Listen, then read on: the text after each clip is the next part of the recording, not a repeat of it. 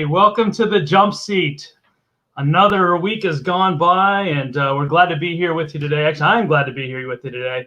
A little bit different flavor. I'm actually coming to you live by myself today. I don't have my previous cohort in crime, John Martins, but I do wish John the best of luck as he has taken on a new role and is now a division chief on his department and has taken on the career fire role again. So congratulations again to John, and I hope you're actually watching. If you are, give me a comment and let me know you're out there, John, today. But who knows? Maybe he's running a call right now. Those of you who are new to the jump seat, it's a weekly spotlight bringing you key industry leaders, subject matter experts, and next-gen insight into the fire service with the ultimate goal of making the fire service better and improving you and your capabilities as a firefighter and as a fire department. It's hosted by myself, David Durstein. We have got a great show lined up today. I've got an awesome guest, and he's going to bring in a little different dynamic than what we're maybe used to on the day-to-day fire department and how we look at fires and the various fires that are out there and how we battle and attack them. And so he's going to maybe stretch your thinking just a little bit on how things go. But one of the things we always do is we kind of talk about what's happening in the fire service, what's new and exciting this week within the fire service. Well, there was two kind of very similar type events that actually occurred this week that I actually want to kind of throw up here and share myself. So I'm sharing my screen here, and ironically, this is a boat fire that happened in a marina in Rochester, New York, and an off-duty Rochester firefighter happened to be cruising around the marina on his jet ski. So he actually took it upon himself to jump out and try to make some big waves and splash the boat with the water from the jet ski, actually putting the fire out. So this took place 2 days ago in Rochester, New York. So a great job by that firefighter there. I think it's firefighter Herrera, if my memory is correct there. I'll scroll down here and just see if I can grab his name. But on top of that, the guys in Cleveland who were in the similar situation here now yesterday did a similar action and really took it upon themselves to actually try to battle this. This was not a firefighter, so this is untrained, just recreational jet skiers helping out in the Whiskey Island area off of the city of Cleveland there. So kind of a cool video. I'll play this for a second, let you guys take a look. Jet skiers just off Whiskey Island circling a blazing bay liner. Dramatic video shows the boat with two people on board had caught fire as a couple of fishermen were returning to the marina. The two men on the boat had been rescued by another boater just before having to jump in the water to escape the flames. Coast Guard Petty Officer. So obviously the Coast Guard is going to advise you against this, but a big tribute to being creative in how we actually go about extinguishing fires. Obviously the Rochester firefighter had some experience and knowledge, but here we have just general folks from the community jumping in, trying to help, trying to do what's right, and really offer a little different insight here to fighting fire in a water-filled environment.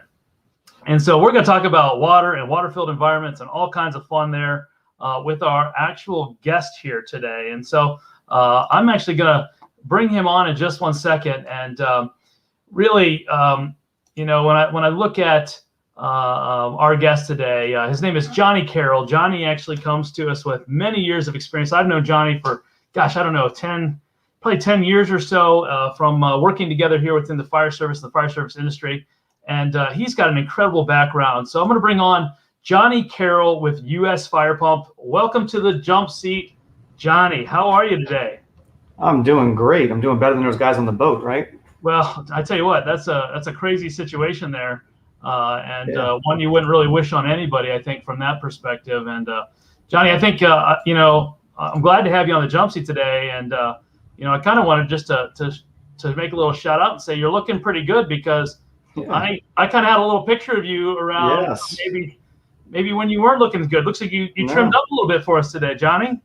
completely for the show. My wife has been after me for a while, the whole pandemic thing. Everybody's working from home. We didn't work from home. That's not our style. But, nobody was seeing us, so we just decided to let it grow and go. So, but my wife is happy that you invited me on so that I would get a haircut.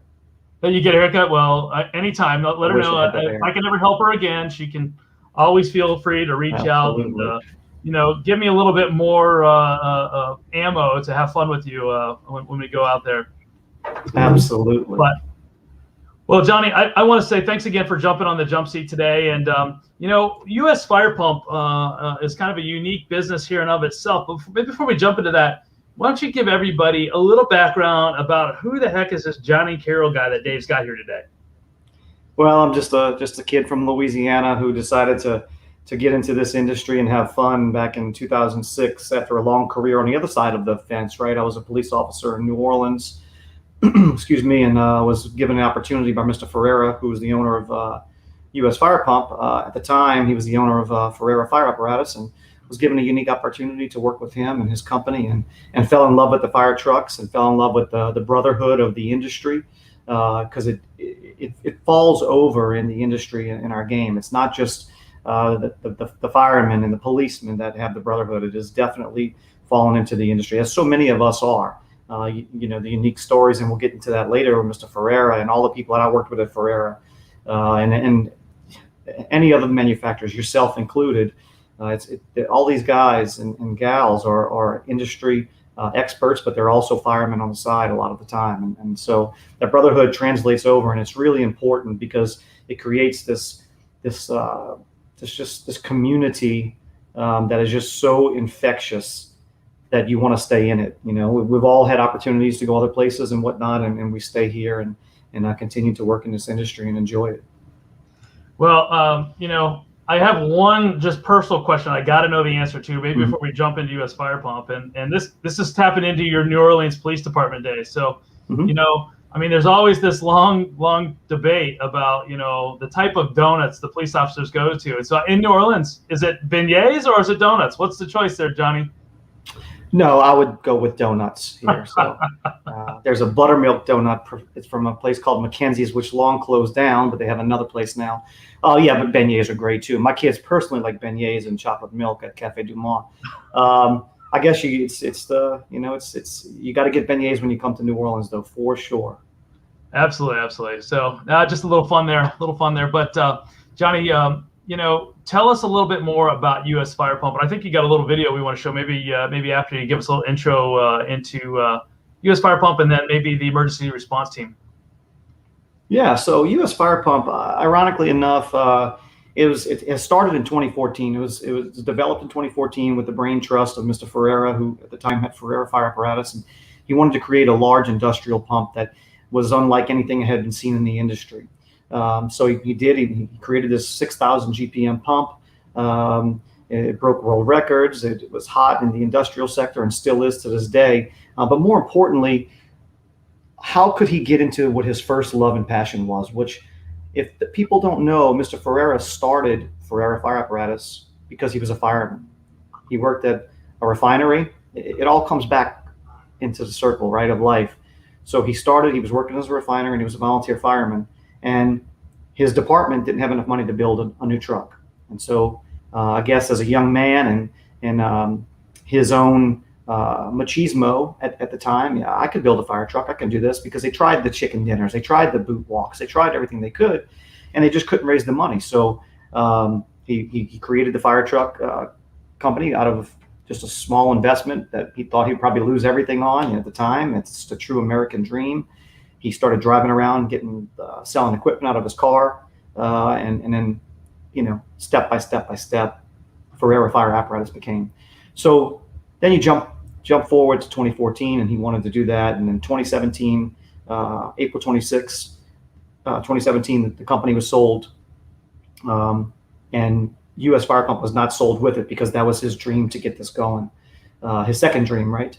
And in that dream, his passion of firefighting was able to be realized, because not only do we build fire pumps and fire pieces of equipment, but there was a need for another fire company out there. There was a need for another professional firefighting group that was independent, that could service the industry and protect lives. Our mission is to protect the lives of the public and fire personnel while limiting property damage. And that goes for the municipal sector, but ours is unique to the industrial sector there. So that's how U.S. Fire Pump came about from Ferrera Fire Apparatus and Mr. Chris's dream of that, and then 2017 carving that out of the sale of the company, and here we are today. We're the largest emergency response group in the world, and we're very proud of it. And our fleet of equipment is unlike anything anybody's ever seen. Well, I tell you what, let's take a second here, and I'm going to show a little video that Jonny had for me here that shows a little bit more about U.S. Fire Pump, and particularly the emergency response team and some of the equipment that you guys have for everyday battle. So here, 1 second really quick, and we'll get that up and running for everybody.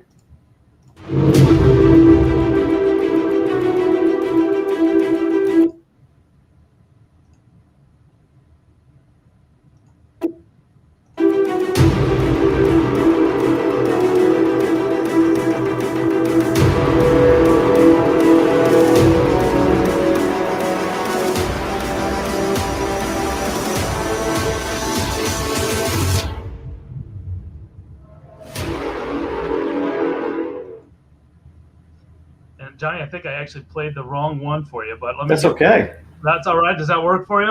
That works. It works. It's great. They're both great. We have a great guy that does our videos, and amazing job there.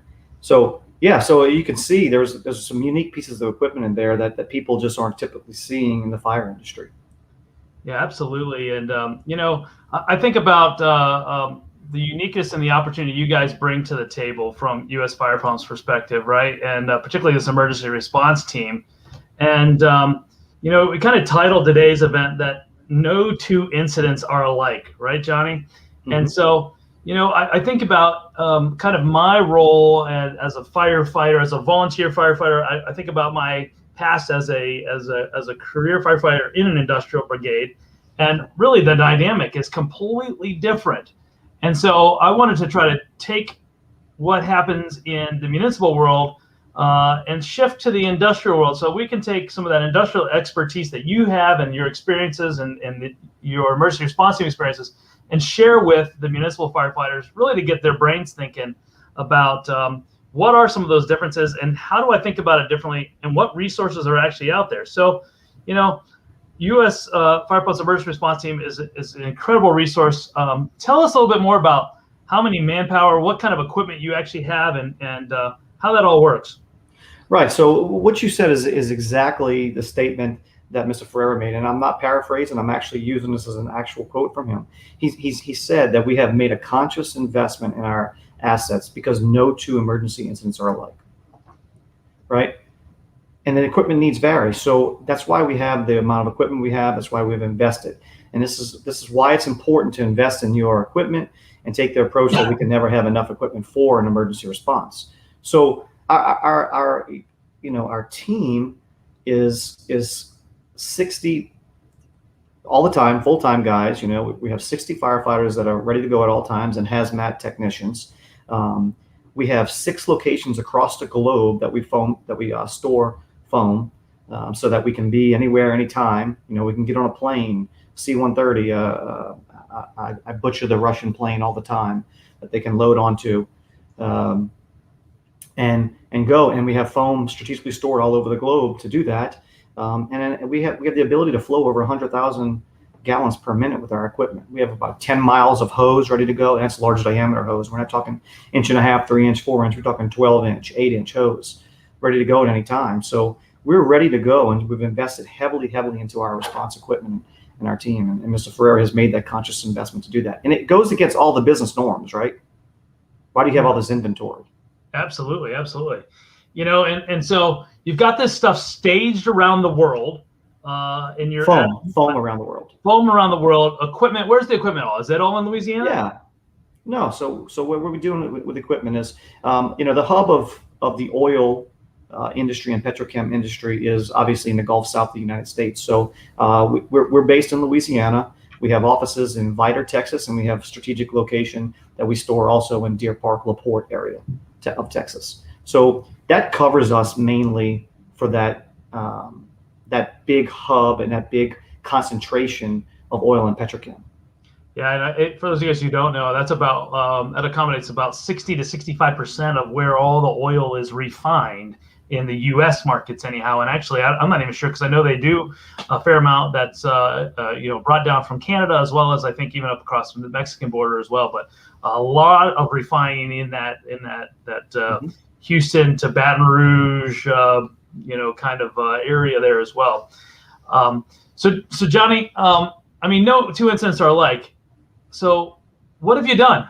How have you guys, what kind of incidents do you respond to? Give us some examples of that, and maybe how different tactics or techniques would come into play when dealing with a large industrial situation versus, let's say, a municipal structure fire.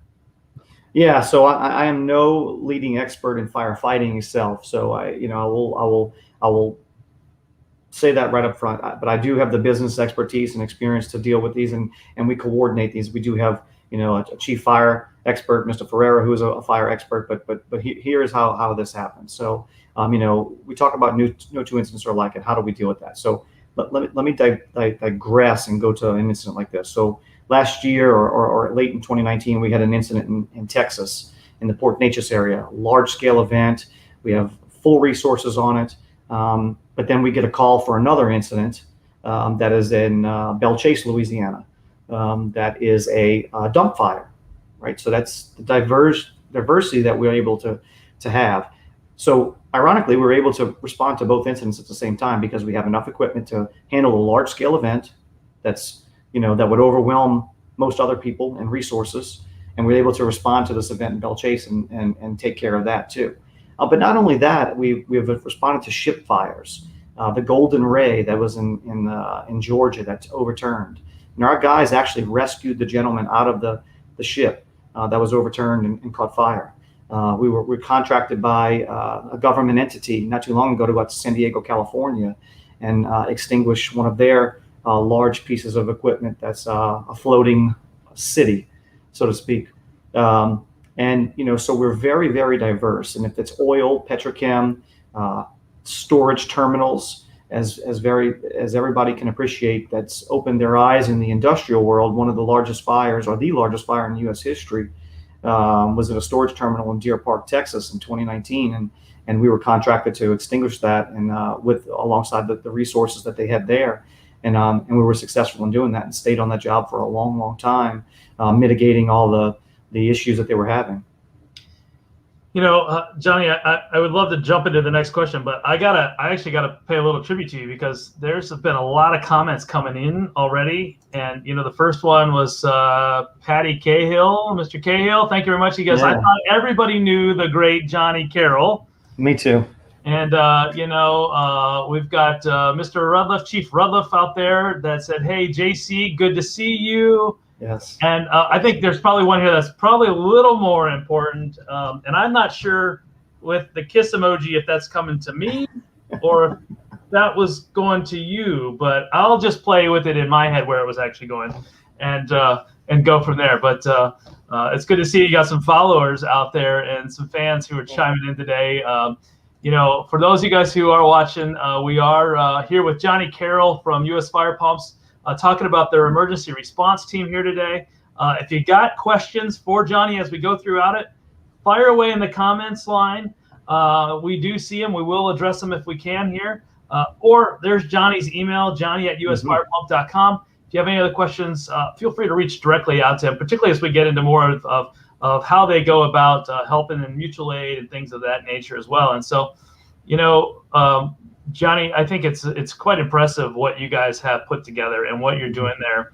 And so speaking of mutual aid, or maybe even service agreements, because you talked about a lot there, from government agencies to working petrochemical fires to dock fires, a whole bunch of different aspects. How do you work mutual aid agreements? Does it have to be with like a petrochemical company? Yeah. So ironically enough, there's a couple different avenues, and again, you're going to hear me say this because it's a loaded question. With training and safety processes that they can come into play with your neighbors. If you're a municipal company, you have a petrochem or an oil company or a storage terminal facility in your neighborhood. You want to train with them. You want to constantly be in contact with them. You want to have an open conversation about what they're storing or what they're bringing in on rail cars. When we talked a couple of weeks ago, you were talking about an incident that's going on in just in your area with the Purell plants that are bringing in and stuff. So do these municipal chiefs know what's coming into their areas? It's very important. And do they have a good enough relationship with the industrial chiefs that they're open and honest about what's going in and what's coming in and coming out? That's very important and training for those potential disasters that may happen if something comes into play and there is an unfortunate incident. Yeah, and I've got a few of the images you provided me, by the way, up next to people as we kind of talk through this, so they can get an idea of some of these type of incidents. I know this one here is a rather large one that I have up in front of me, but they don't have to be that complex, right? No. You're going to help out on the simplest of incidences for folks. Yeah, so again, we talked about a dump fire, right? A dump fire could be burning for years and years and years, and you never know. Well, we've done those. We've gone to small events. It could be a temporary fire water system that's your emergency. It doesn't have to be a large-scale fire. It could be that your fire water main was taken out because of some godforsaken reason, or it could be that your fire water main's getting taken out because of a turnaround in some planned maintenance. That's an emergency event in our eyes. It may not be in yours, but it could be planned, but we treat it as an emergency event, and we treat that incident like that. So what do? We can bring our equipment in. You take a submersible pump and we flow it to a boost pump so that we can provide your fire water system with that, or your water system. We can jump and piggy, around when you got to cut pipe and replace lines. So that's all the events that we can do. It's not necessarily the large scale event, the large scale fire. We're there for the smallest of incidents, and again for planned maintenance and turnarounds. Yeah, so you really think about it. I mean, you are an all hazards response group essentially. Absolutely. And a multitude of experts in various fields, I think, probably represent those 60 folks on your staff. It really makes, like I said earlier on, it makes it very unique and very quite different than what you might find in the everyday world from a firefighting perspective. So Jonny, I mean, you kind of alluded to it here, but what are your typical response times? So let's say I've got this big incident. I did mention before, in my backyard, we have a big, the Purell is located here and has a fair number of their ethanol train cars and onloading and offloading semi trucks of Purell and alcohol-based hand cleaner. So, there's a lot of stuff in my neighborhood. So let's say I have a big incident and I say, Jonny, I need your help in Ohio. What's your typical response time? How quick can you guys put into action? Yeah, it depends on what time of the year it is if we want to come to Ohio or not. It's winter. No, we come anytime. So look, I have a perfect example of that. Not too far from you is a facility in Detroit, Michigan, that called us, and we were able to respond to that incident. Load up. I'm talking full, like 6 18-wheelers full of equipment, hose, submersible pumps, et cetera, and we were in Detroit in 18 hours. Wow. Yeah. Now, of course, the response times are greatly reduced here in the Gulf South, or even getting over to the Florida Panhandle and to Mobile, Alabama, where you have a large sector of chemical plants. And as we grow, we have firemen that are strategically located too on the East Coast and the Midwest. We have people in Kentucky. We have people on the East Coast that we can call upon to respond to that incident, so that we know what we're coming to when we're on our way with certain equipment. And as we grow, again, we'll stage equipment in certain different areas across the country if that is called for. But right now, as you mentioned, the plethora or the concentration of petrochem is right here in this small region of the United States. Yeah, and I think here's a little shot of a screenshot from your video when you talk about equipment, by the way, and what kind of response fleet that looks like. There's a quick overhead view from a drone shot of that. That was a screenshot from one of your videos, and I think it's quite impressive when you just look there and see how much stuff is actually located there, and then top it all off with the fact that you can mobilize that quickly. You can get out to folks no matter where they are, whether it's here in the Midwest or right there in your backyard in Louisiana or in the Gulf Coast region. Yeah. So what you saw there is not even an iota of what we have. That is only in one location in Holden, Louisiana. Some of that equipment was sent out to San Diego, right? We were in San Diego in less than 24 hours. Our people were out there in 4 hours. Whatever it took to get on a plane and go. We had 12 firemen loaded up with the bare essentials that they had to go, start advising on the scene what we need, and went. But that is just a small fraction of what we have in our arsenal. That is in Holden, Louisiana. It's at our main manufacturing facility. That is not what we have in the Baton Rouge hold down yard that we have, nor Vidor, nor Deer Park, and our other resources. I mean, it's amazing there, Jonny, as a whole. And for those of you guys who are just joining us, I see some people popping in on the live side of things. We're here today with Jonny Carroll from U.S. Fire Pump's emergency response team, and we're talking about how no two incidents are really alike, and some resources that they make available to help when those out of the blue kind of situations arise in your environment there or in your neighborhood. So, Jonny, I mean, you guys handle all hazards, all aspects of things, and obviously you can mobilize and get there pretty quickly. I mean, when you think about some of these incidents, there's maybe a lot of environmental concerns that go with that, right? When you think about petrochem facilities burning, you got a lot of off-gassing of smokes or different chemicals, different agents themselves. You deal with spills, you deal with all kinds of other hazards in that same thing. How do you go about addressing them? And then also, I know you guys also have a foam line too. So how does that play into this mix? Yeah, so obviously that's the prevailing question in the industry right now is about firefighting foam. We're partnering up with Dwight, the legendary firefighter, who has a story for everything. And Dwight Williams, right? Just so people who may not know, Dwight Williams, who was had been a long time, kind of almost like the godfather of industrial firefighting there. Yeah, and he's been an amazing resource for our team and for our company, and we're happy to work with him. And we have firefighting foam that's his signature series line that's that we've developed with him, and just recently because of the prevailing question that everybody asks is the fluorine-free foams. And in your home state, 95-1 was the vote the other day, just last week. Yeah, to ban fluorine. We've come out with a Shield series, which is a fluorine-free 3x3. It's a product that's environmentally friendly, and we realize that we have a responsibility to protect the environment. And that leads into a whole entire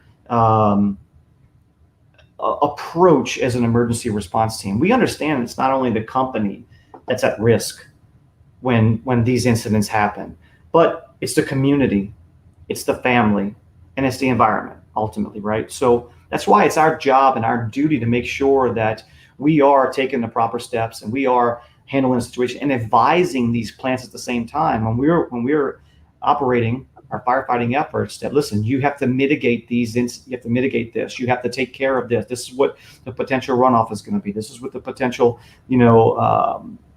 disaster could be if something happens. So you need to be able to mitigate. We're there for firefighting operations. They can contract us for other operations, yes, of course, but our expertise is in firefighting operations. And the plant has a responsibility, just like we have the responsibility, and everybody shares it to make sure that we're protecting the environment ultimately.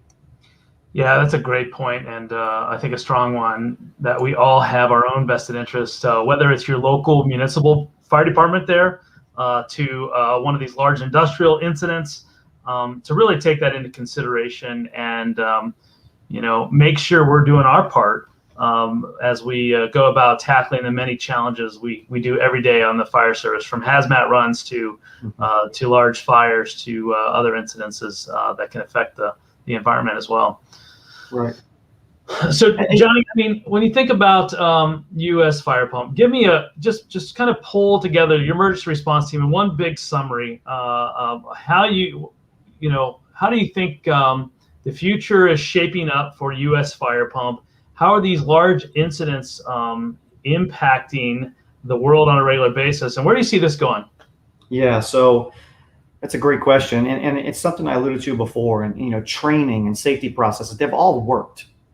We see less and less fires. We see less and less accidents. We read about years ago, and let's just start back from the Red Adaires and to the Dwights and to the next gen, which is the U.S. fire pump. Let's look at the amount of incidents there were back then to now, right? There's not as many incidents happening today, and that's because of training. That's because of safety processes that are in place. You can't walk into a plant without having to go through the safety video. You don't, those types of things, right? And so it does work, but there's unforeseen incidents that are going to occur. It's going to happen. We have an era of new technology like we've never seen on the planet. The bloom of technologies are there, and with new technologies come more risk and unknown things, right? We can just talk about a certain metal, for example, that was put into something. It didn't maybe go through the amount of testing that it should have over the years, and it may react to something. So with that becomes a huge risk. So when that happens, what the communities, with the fire departments, the industrial fire departments inside the plants, what they need to know is when that happens, what's their plan, right? Do they have a mutual aid agreement with their local fire department or their neighboring business entities? What equipment do they have? Are they prepared? Are they prepared truly for an event where they're completely shut off from water? Are they truly prepared for that? Are they truly prepared for the incident where they can't get water from almost 2 miles away, which we've seen, and we've responded to that and provided water from over 2 miles away on that incident I spoke about in Port Neches. Are they truly prepared for that? So what is your major plan? I was reminded not too long ago by someone that the late Chief Jerry Kraft said, "Make your friends before you need them." And what did he mean? Who are you going to call next? Right, and that's not a plug for U.S. Fire Pump. It is in a sense. You do need to know who you're going to call when you don't have all of those things lined out, and we want to be your first call.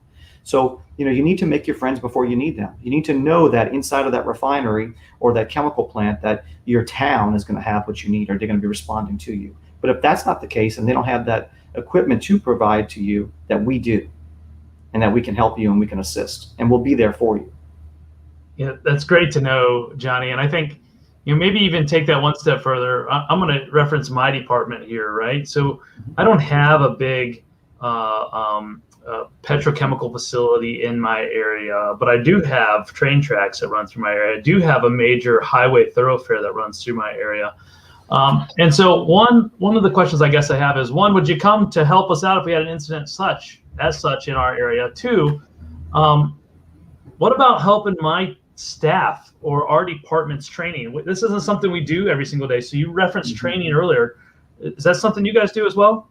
Yeah, absolutely. So we have a full training facility here. We can, and with the sign of the times, we can do it virtually. We have a beautiful, backing up again, digressing again, we have a beautiful new facility that we just moved into last year. We built a huge training area. We have props outside that we can use, and we have a 10 million gallon pond that we can use for flowing water. But not only that, we have the inside of our facility, our training room that can be done virtually or in-house. So we can train, we can come to you and train if it's allowed at this time, not a problem. And we do that all the time. U.S. Fire Pump is more than just a pump builder, a response organization. We do training. We have our own engineering group that's in-house that does hydraulic studies, that does tank studies, that does different engineering projects for these plants and or municipalities. We have a municipality that's working with us right now to do some studies that they have major flooding issues. So we can do all of that. And then the training is just a big part of it that is a lot of the time overlooked by a lot of people. They don't think they need to train, and but they really do. The incidents occur. I wrote an article just recently that said it may seem like that is as crazy as soup sandwich, but it isn't. These incidents occur, and you need to train and you need to prepare for them, because it's inevitably going to happen. If it's not going to happen to you, Dave, and your department, it's going to happen to somebody else on the other side of the country or on the other side of the world, and they need to be prepared. That's a great point there, and I'm glad to see you guys offer that resource. I know some of the folks on your team and have had the chance to work with them side by side, and so you've got a great team of resources. So those of you who are watching, who are following us today, if you've got one of those facilities in your backyard, or even if you don't, you want to know more about it, give Jonny a call. I've got his email up at the bottom there. Jonny@usfirepump.com. Jonny, I really appreciate you coming on today and kind of sharing a little bit about what you guys do. There's a couple of people, I think I've seen some comments pop up that said, well, what is US Fire Pump doing on there? And they're like, hey, you compete, Jonny. Akron is, and I can see Akron. I don't see the Hale. Well, just for those of you guys who are following along, we actually are partners. We work really well together. And although us at the Hale side of our facility, we do a lot of pumps. We don't do the big boys where US Fire Pump does. And so we work cooperatively with US Fire Pump, particularly with some of our big monitors. So our AWG product line, we can flow upwards of 16,000 gallons a minute out of a monitor with foam nozzles, self-conducting foam nozzles. We've got the full range from Akron as well. And so we're glad to be a partner of US Fire Pump and work hand in hand with you, Jonny, and the emergency response team. And hopefully we can continue to build upon that between IDEX and you all as a partner. Yeah. With as that, well. Go ahead. As well. So as Chief Jerry Kraft said, know your friends before you need them, right? But it just so happens that we know you now already. So again, when we started this podcast and we talked about how important it is in the industry and the brotherhood and the camaraderie that we have, we never know where we're going to be involved in something together. So it's not a dueling and a feud, and we're not going at each other with horses, and like on the Game of Thrones or whatever the show is that everybody watches today. We work together very well, and as well as other companies, we all work together very well. The industry is very small, so you need to take care of each other because you're ultimately going to call on each other at some point. Well, Jonny, I want to say thank you again for joining us today. For those of you watching again, Jonny Carroll with US Fire Pump. Jonny, thank you very much. Put a big thank you out to Mr. Ferreira for all he's doing. For really the industry, the fire service as a whole. We do appreciate that. And I'm going to close Jonny's portion with another little video that he had provided that's going to give you a little bit more insight into US Fire Pump and that emergency response team. So, Jonny, thank you very much again for the jump seat. And we hope to have you back again here real soon. Thank you very much. Who dat? Who dat? And here is that clip right now.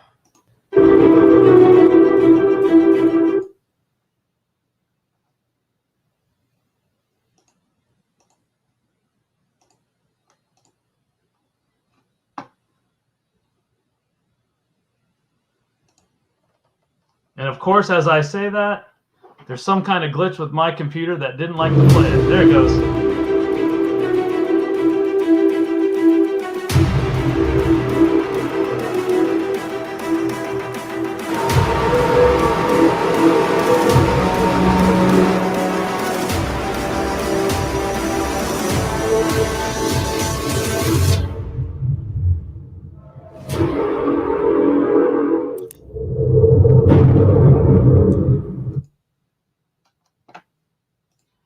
With that, I want to thank you all for joining us today. Once again, that was Jonny Carroll with US Fire Pump, a great friend of mine personally, as well as of the fire service as a whole. So with that being said, I thank you all for joining this week's episode of The Jump Seat. Tune in again in 2 weeks for another great episode. I promise you we're going to have an awesome inside look at a industry fire manufacturer's facility. And I won't tell you who yet, but I'm going to give you some hints. It may be a business we haven't been to before, and it may have the initials AB. So looking forward to it. Maybe see how a nozzle or two are made. Watch for the ads to come out on social media here over the coming weeks. But I want to thank you again for joining us. Make sure you like us on Facebook and click the share at the bottom as well. Thank you all for joining.